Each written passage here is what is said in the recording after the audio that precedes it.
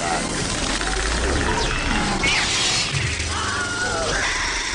you will know my name is the Lord. I'm walking here. I'm walking here. I'm sorry, Dave. I'm afraid I can't do that. Groovy.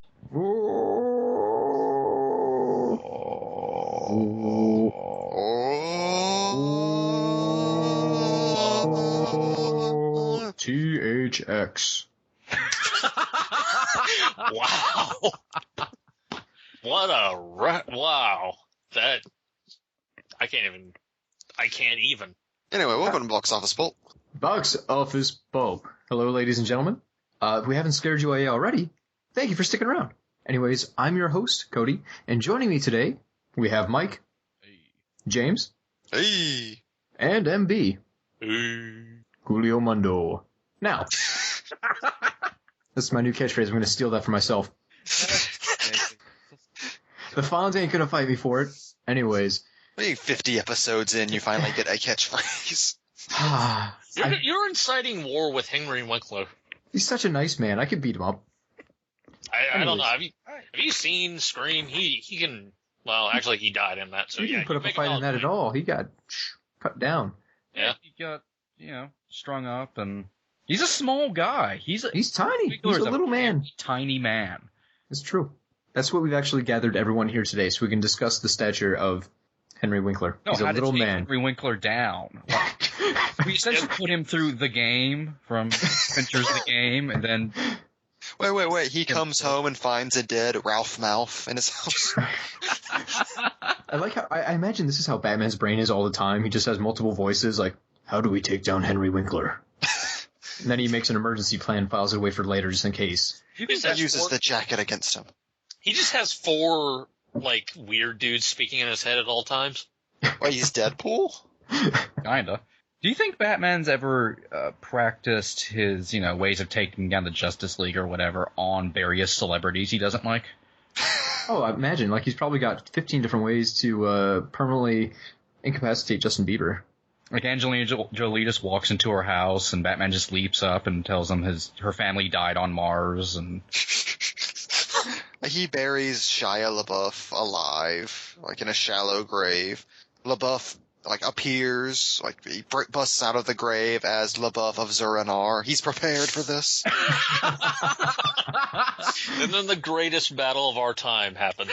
Seriously, I could see Shia LaBeouf being some kind of, mystic yogi in his part-time. He does live in the woods, apparently.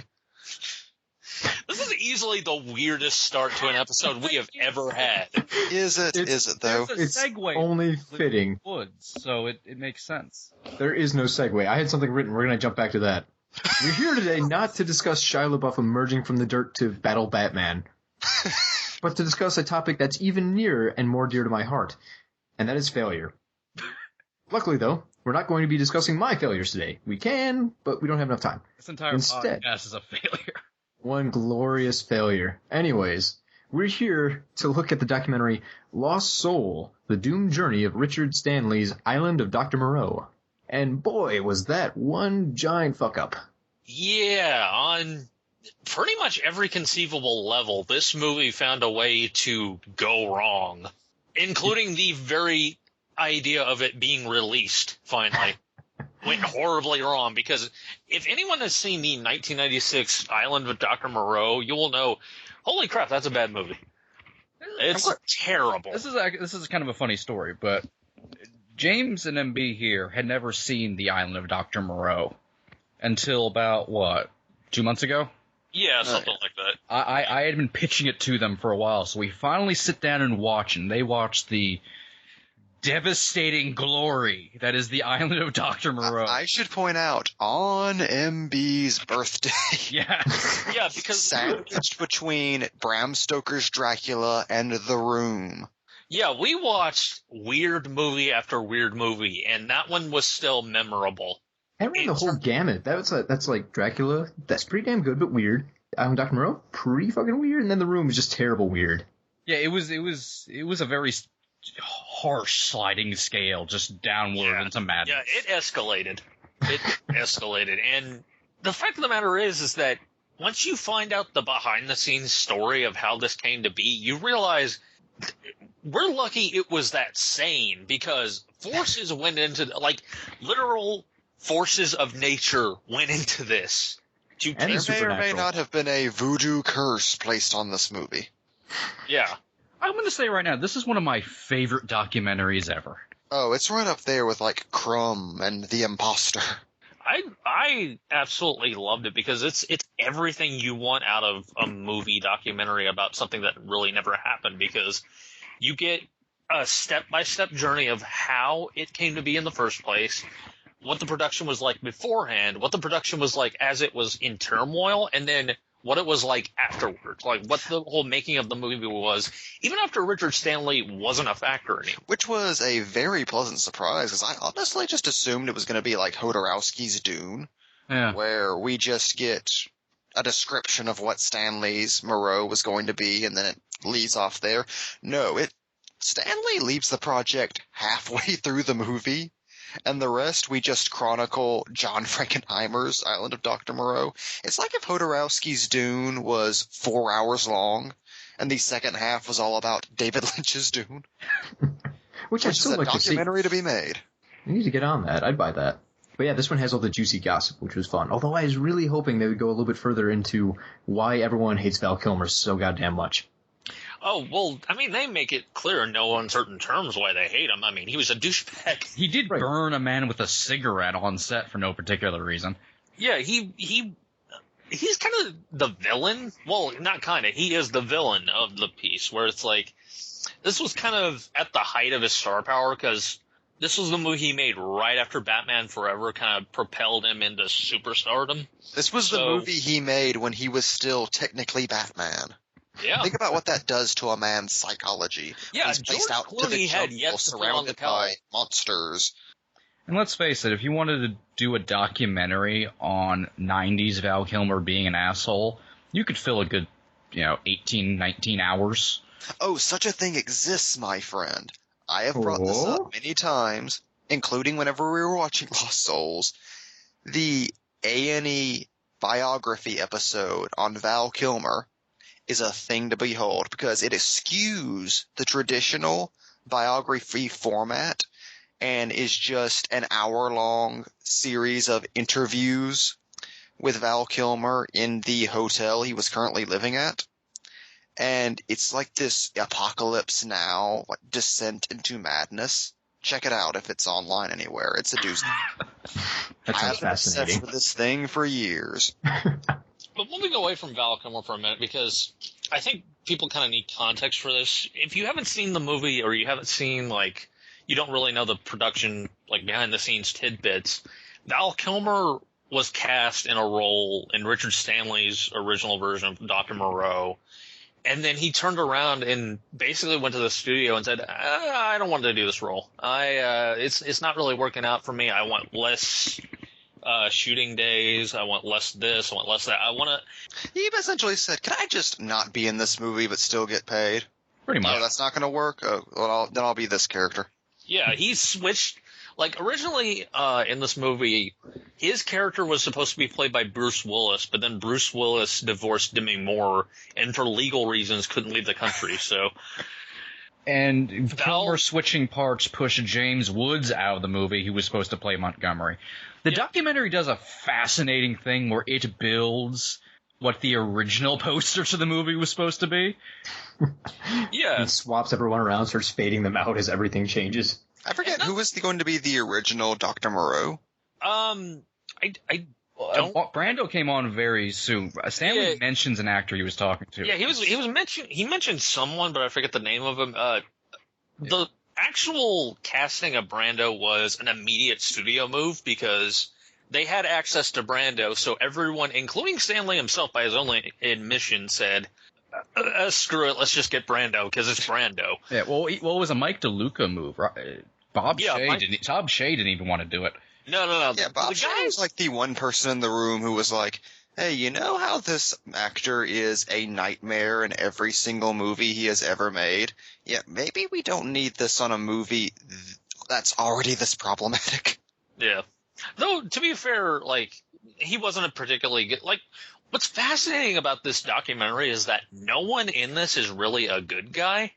Like, Richard Stanley, yeah, he had his entire dream screwed over, and that's really sad, and now he doesn't have a career because of it, but he also acted really insane on set himself and wouldn't leave his bungalow, like, wouldn't go to production meetings, wouldn't, like, do half of the stuff that directors need to do, and because of that, like, the studio really didn't have any faith in him, really. And the studio didn't want him in the first place. No. Polanski was supposed to direct. Yeah, Polanski was actually announced to be directing it as soon as Brando took on the project, except Stanley went to Brando's house for a meeting. Yeah, he went to Brando's house.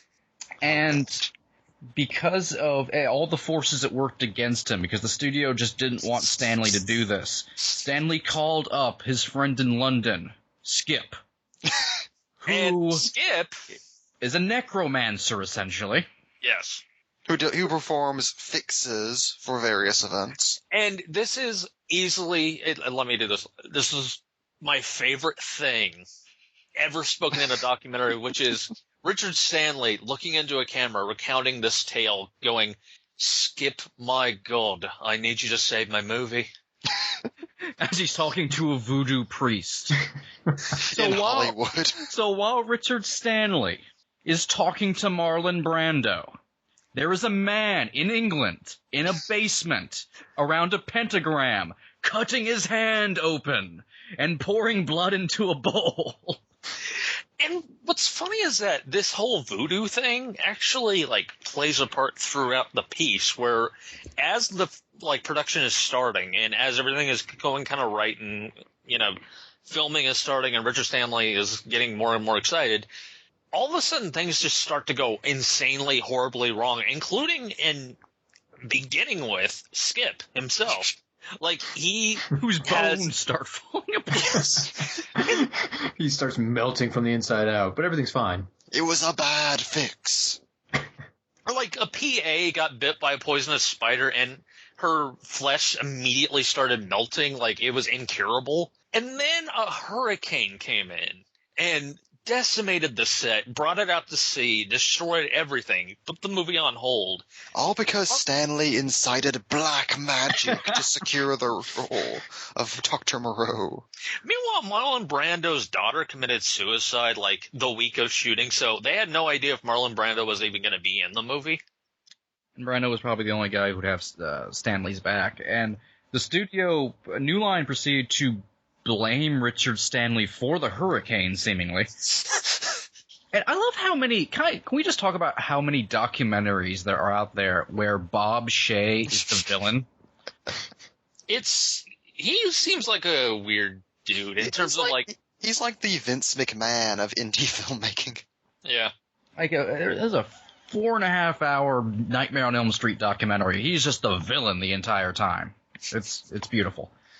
And he tells a story about, like, how fucking weird and off Richard Stanley was, because when he was brought coffee, he asked for 3 or 4 sugars. Yeah. And that was what... all the things to throw you off on Richard Stanley, that's the one. He likes a lot of sugar.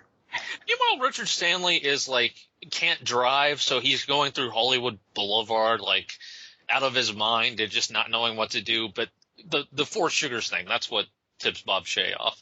And we just talk about the original version of Island of Dr. Moreau that Stanley was developing, and all of his artwork and the script and all of his ideas. Which, I mean, there was no indication that the movie would have been good. It just would have been really interesting. It would have been a movie, at least. Yeah. Yeah.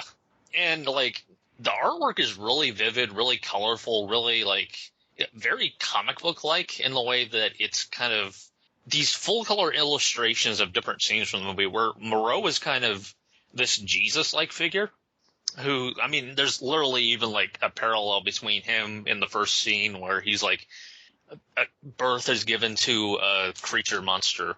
And he's, like, crucified, and... And he's drawn to look like Ben-Hur era Charlton Heston. It's beautiful. Yeah. So they were originally going to go much younger with the Moreau part. They just went for Brando because they had Brando on dial, essentially. Yeah, and one interesting fact that he came up with was the all the animal people wearing human masks to kind of parallel African tribes who wear animal masks. So the monsters be walking around like these wooden human face masks that were very creepy and strange.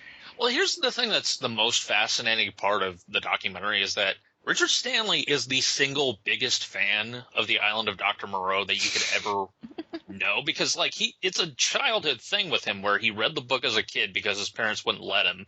And then he went to like see all the subsequent adaptations in the theater and he was never impressed. So he set out to eventually make his own. Like he made Hardware and he made his second film with New Line. And he basically did it so he could get to Moreau.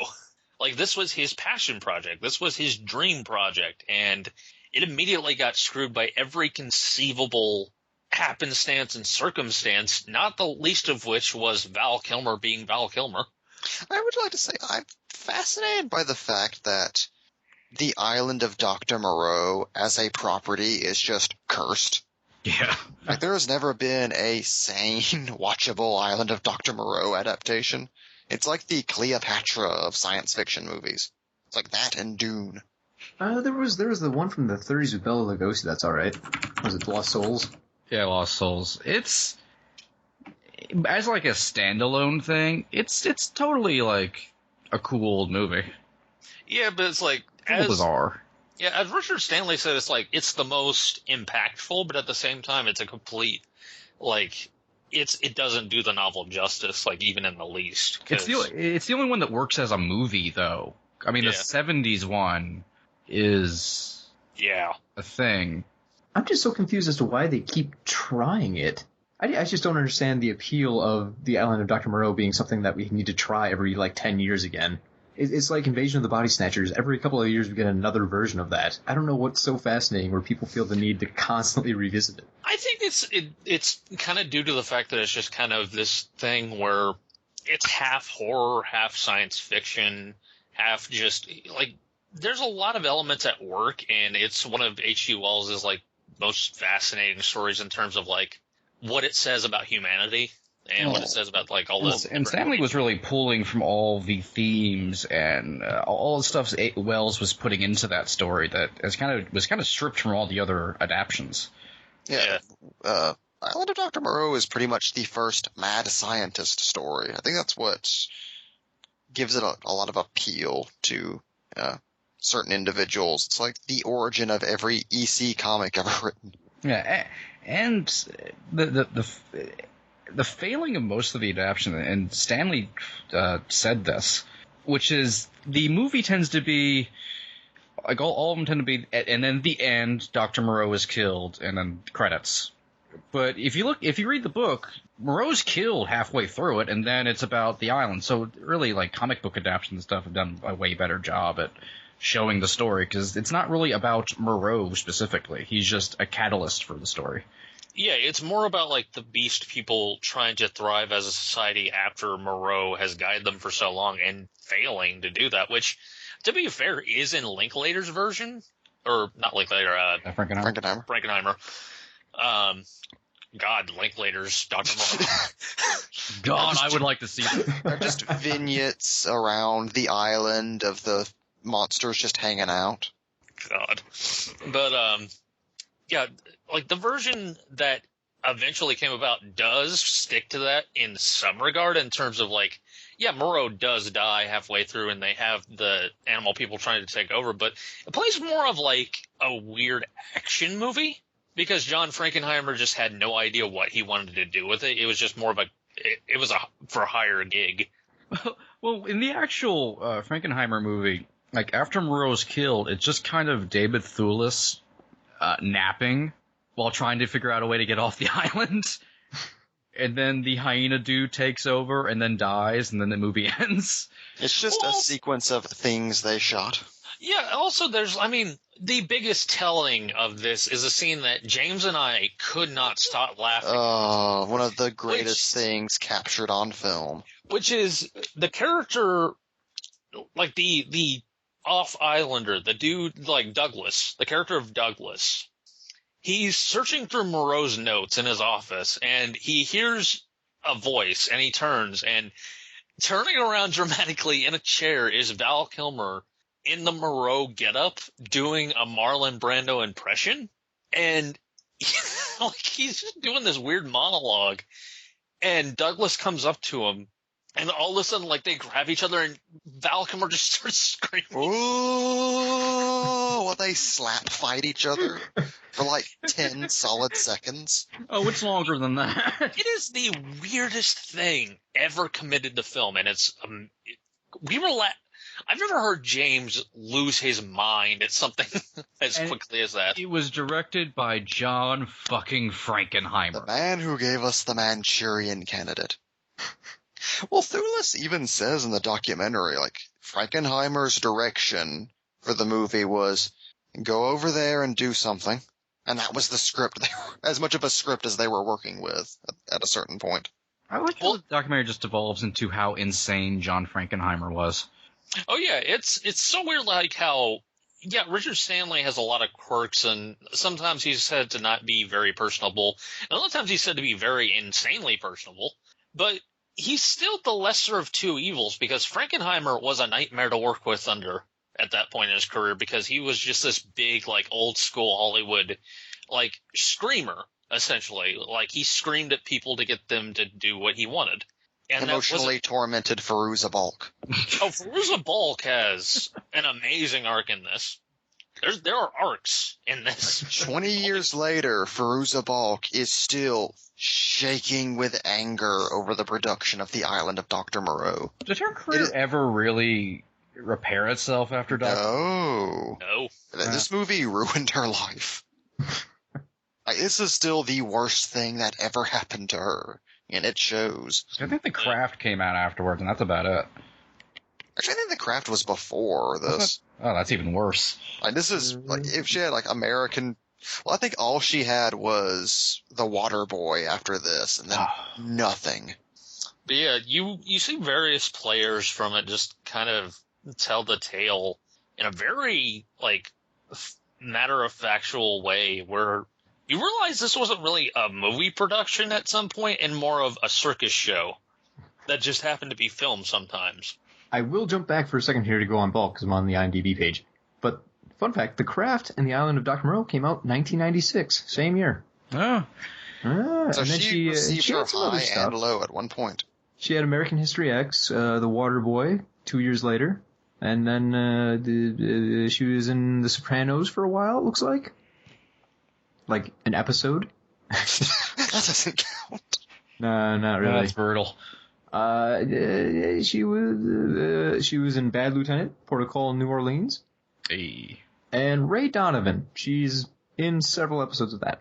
Oh, Still working. Almost Famous, she was in that? Oh, I forgot. Oh, yeah. she's had very small parts since then, but it's like, she was on the track to become the next big thing in Hollywood, and then this movie happened. And not only that, but it's like, this isn't even a thing that the documentary needed to tell us, because this is widely known. The documentary just goes into detail on it, which is she tried to escape the set by leaving, like, traveling across Australia and trying to leave. She gets into a taxi cab and says, "Take me to Sydney," which is on the opposite side of the continent. And she succeeds. But they managed to get her back. Like, they drag her back to set, essentially. Bob Shays goons.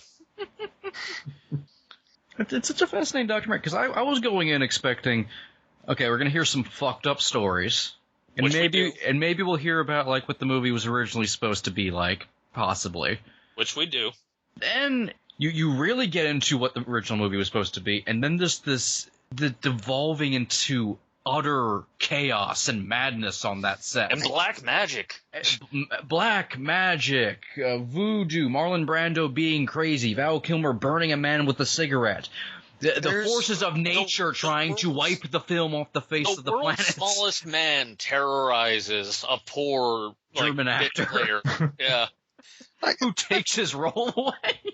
My favorite parallel in this thing is there's a weird sequence in Island of Dr. Moreau where Val Kilmer just starts giving drugs to all of the animal people, and they all just start tripping out and fucking each other. That's essentially what was going on during the production. Yeah.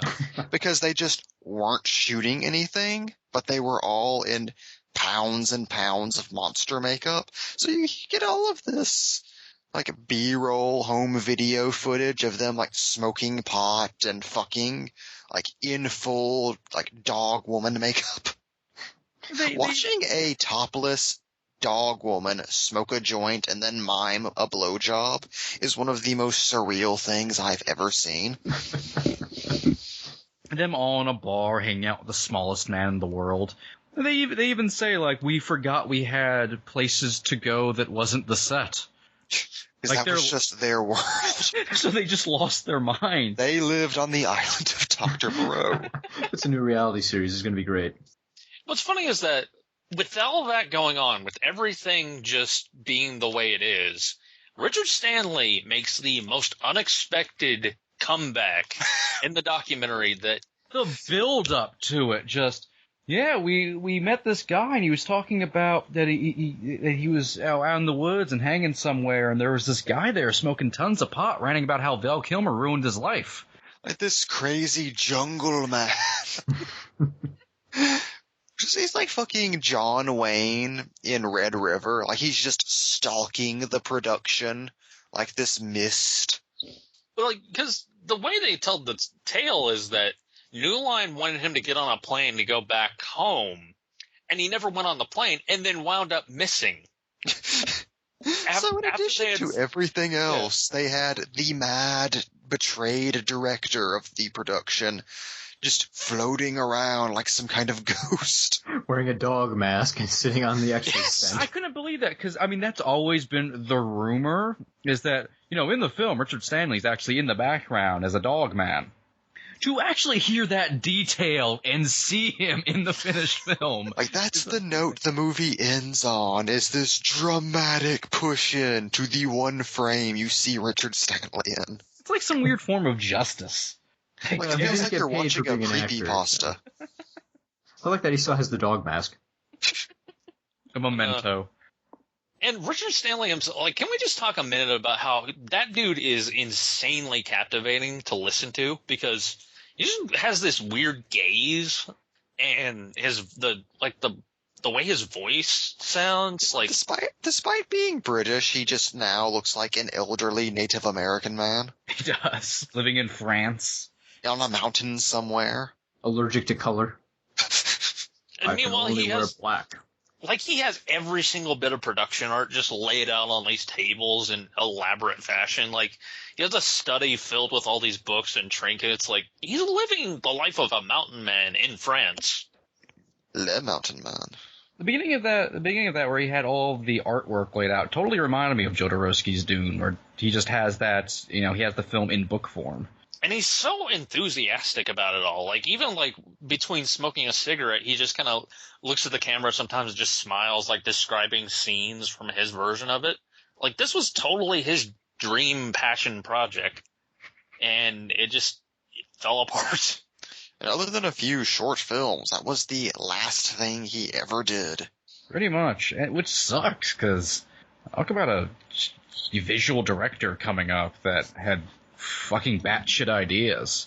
Seriously, as we were talking about before the episode, if you Hardware is currently streaming on Netflix, check it out immediately. It is the Fallout movie that never happened. Well, you know, it's funny to mention the fact that he's not doing anything else, because it was that way for a while, but here's the thing. As of April this year, during a screening of this actual documentary, Richard Stanley appeared and announced that he was going to attempt to make his version of Dr. Moreau. What?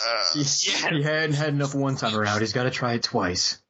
And he even joked that all this is going to happen again. He's going to insult Skip once more. So, Mike, you and James were right. That is happening. Yes. And it's because of the success of this documentary, because he cites the fact that Guardians of the Galaxy and like the Planet of the Apes movies recently paved the way for like material like dogs having machine guns and stuff like that, and not really being a big deal anymore. So he's going to try it again. And he has like a financial backer, a studio backing that he won't announce yet, but he's actually doing another film too, like something called The Color Out of Space. Oh, he's like doing Lovecraft fucking thing? Color Out of Space? Really? Yeah. Yeah. Oh, that is fucking incredible. I Yeah, didn't know any of this. Yeah. Yeah, this was announced. Documentary, saw all the shit that went wrong and all the times he fucked up and went, but we can give him another shot. It's been like 20 years. This stuff's not even on his IMDb page, because I was just on there yesterday. Yeah, this is on bloodydisgusting.com. Damn. And it's literally from the Q&A panel for this documentary, because he appeared during that and basically announced that, like, it's been on the back burner for 2 or 3 years, like his new version of Island of Dr. Moreau, but he's completed a new draft of the script, and he's even been approached by a company to make a comic book adaptation of it. Really? So even if the movie falls through, we still get to see it somehow. Yeah. That's fucking awesome. I know. Like, there's a happy ending to this. See, that's why I like the. No, not yet. That's why I like these this new genre of documentary. You can actually get shit going. See, that's why I am so invested in eventually seeing a documentary chronicling the failed production of Ernest the Pirate. The final Ernest movie. That was going to break the mold of the previous movies and set Ernest upon the high seas. The gritty reboot of Ernest. Rated R. No, Ernest goes to hell. God, if only. Doing time. Here's the fascinating thing to me about Stanley. At the start of the documentary, he seems mysterious and intriguing. Then it goes on beyond that, and you find out, oh, he's actually very intelligent, well-read, he's funny, still interesting, seems like a cool guy. And then the further it goes, you realize he is completely insane. Yes. Like, you realize, like, oh no, he wholeheartedly believes in buying warlocks to get his film to work, and he's just nuts. Yeah. Like, certified, like, there's no hint that he realizes what he's saying is insane. Which is a little frightening, actually. To be fair, have you heard Grant Morrison talk? Yeah. He's the total mad genius type. Yeah, and I will say that at least with Island of Dr. Moreau, it's something that he's had his sights set on for literally 2 decades at this point. So if anything is going to come out of this, it's probably going to be at least entertaining to watch, or at least fascinating to watch, because if he manages to get a new version of this up and running, my God. I just hope this time he does a better job location scouting. Because info the thing on that that's- was fascinating. The thing that's weird here is the entire documentary plays up that doomed angle. Like, there are just so many pieces coming together to fuck him over. Some of it by his own doing, but it basically shows all these pieces falling over to make the movie fall apart.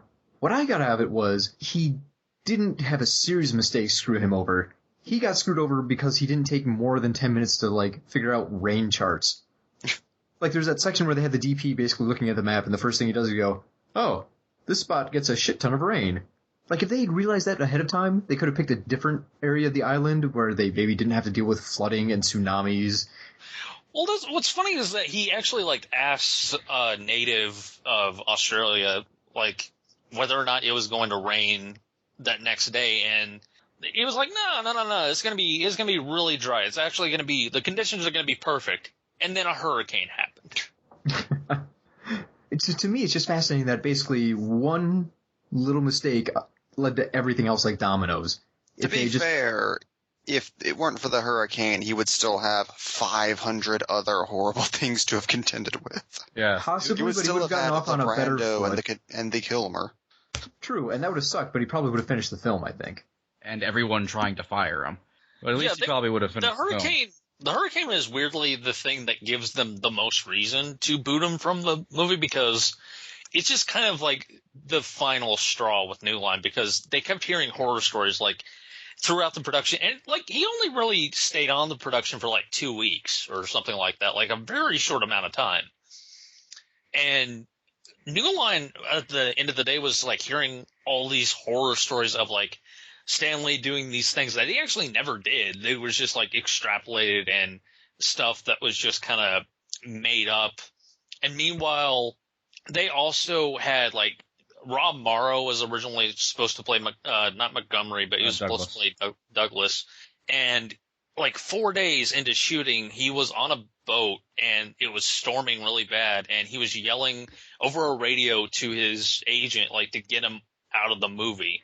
So I think like at that point, New Line kind of took that as a sign as like, okay, we need to do something fast because this is falling apart really, really quickly. And everyone just kind of took it as a sign that Stan Lee was to blame, which he really wasn't. Like, at the end of the day, everyone on the crew really liked Stan Lee. Like, they thought he was really passionate about it. They thought he was really, like, he really knew what he was doing.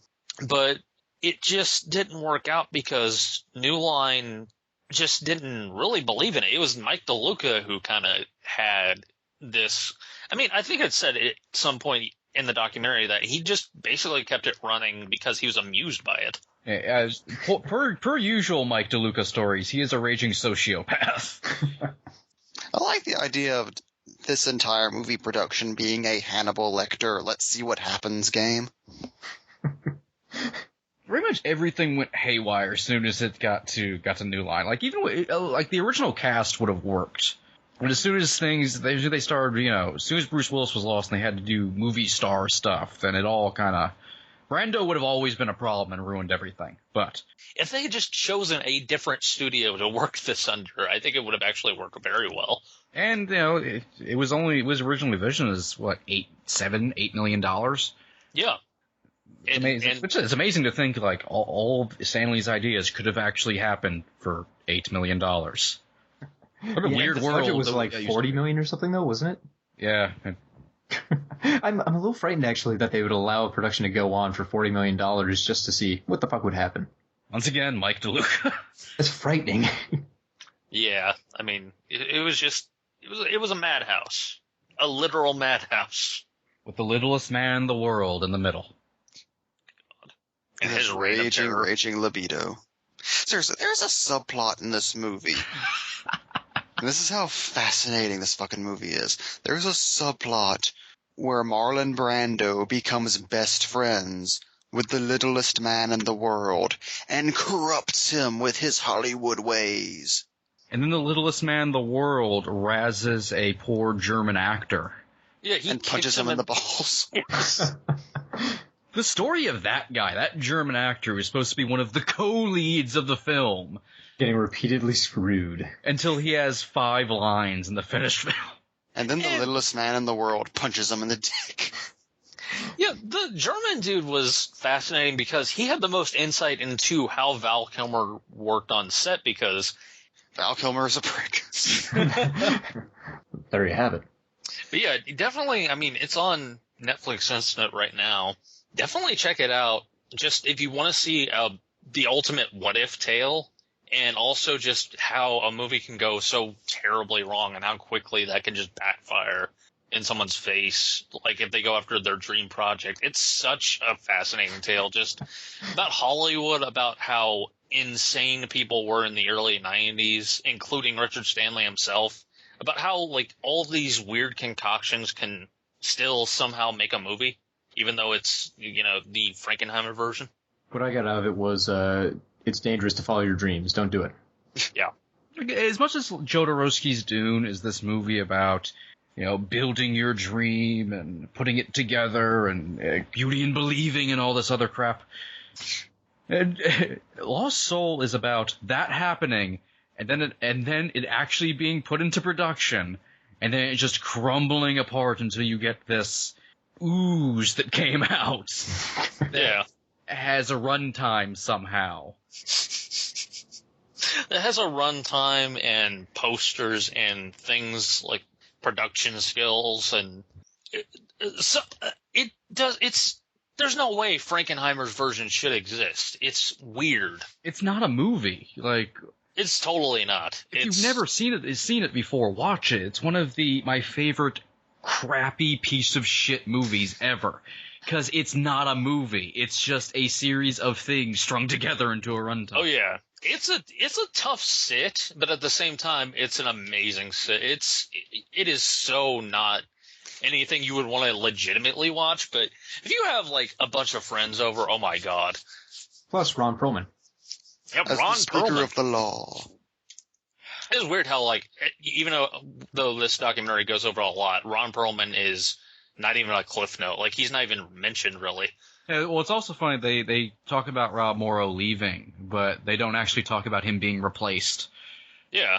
Like, they don't actually talk about the star of the movie, technically. He's like, fuck you, I was in Harry Potter. I don't need this bullshit. Did you see my performance? I was sleeping while saying my lines.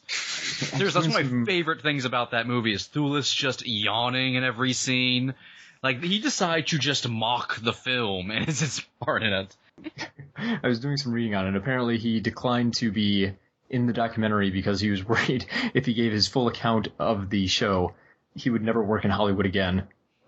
So apparently he would have called out some names. It's okay, Frankenheimer's dead. And Ron Perlman also declined to be in it, but I haven't seen information saying why. His one cameo in this movie is in a production photo, smoking a cigar. Because he is always Ron motherfucking Perlman. I mean, for God's sake, the man who played Jango Fett is in this. Not in the documentary, he's in the actual, like, version. Like, this movie was a weird culmination of things to come, but at the same time, just a piece of shit. Like, it is just terrible. God, it is awful. Marlon Brando seriously pitched to a producer a rewrite of the movie that would end with him taking off his taking off his sun hat, his ice bucket, revealing a blowhole because he wanted to be half dolphin. And that would have made the movie make significantly more sense. Think about that. Like, there was a method to Brando's trolling of the production. Oh, well, I mean, he also just goes into things where he's like, he pulled aside Fairuza Balk at one point and just said, look, everything we're doing doesn't matter. We're getting paid. You're getting paid. Let's just go on with this. This movie will never be released. You would just come up with ideas to fuck with, and the peacock feathers, it was just a delay production. Oh yeah, Brando didn't even have, like, real, like, costuming for the movie. He just showed up to set wearing that, complete with white makeup and... wrapped himself in cheesecloth. This was during his moo-moo period. Well, as it stated, it's just so his stunt double can play him as much as possible. Weirdly enough, even with all this said, Brando is still the best part of that movie. Oh, Brando's incredible. Yeah. Just talking about the weather. Like, somehow he pulls off a captivating performance in sleep mode. Like, that's how good Brando was. But yeah, the actual documentary itself, Lost Souls, The Doomed Journey of Richard Stanley's Dr. Moreau, is a very, very solid, like, just sit down. So, definitely check it out. Box Office Pulp recommends that thing I just said. 5 stars. Box Office Pulp thinks that 2 legs is more complicated. Box Office Pulp thinks perhaps 4 legs is easier. Even in joke form, that line still doesn't make any fucking sense.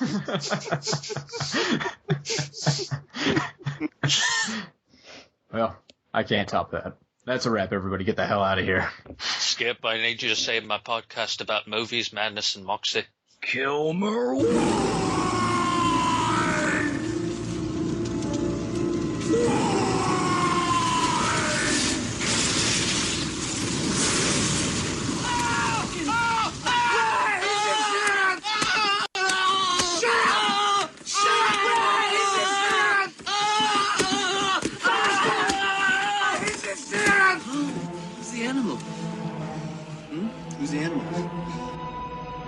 And like that, he's gone. This is a true record of what I saw. I set it down, leaving out only the latitude and longitude of the island. as a warning to all who would follow in Moreau's footsteps. This is Box Office Pulp Guy, and this has been a Pulp Podcast production. Now please, please, please, put a gun in my mouth and pull the trigger and say goodnight. And now, on with the show. There are a lot of issues that plague the comic book community at large that are really never kind of addressed. I think what the three of us really wanted to do was do a show where we explore all of that. And by the very hand of Odin himself, we now have the seed of this podcast. Marvel's Odin. Does DC have an Odin? They must. I don't think so. Let's go with, like, Image Odin. Look, DC has Hercules, so he has to have something. Who doesn't have Hercules? Spawn? He has Angela, who's, like, Lady Hercules. Yeah, she is kind of Hercules-like. Can we still legally say Spawn has Angela? Have I just gotten us in trouble? Well, now that she's Asgardian, I think it's fair play, so... Hey, she's not technically Asgardian. Yeah, but she's Asgard's assassin. And she has, like, a weird new haircut. Have you seen Angela's new redesign? Look, we can get all into the pathos of Angela on another episode. That was just a little taste of graphic novelism. So, did Mike and MB post the wayward commentary to the internet? And having no further concern, the boys sought podcasting adventure in the West. Many wars and feuds did they chat about. Honor and fear were heaped upon their name. In time, they became internet kings by their own hand. This story shall also be told. Pulp Nightmare, a podcast undreamed of.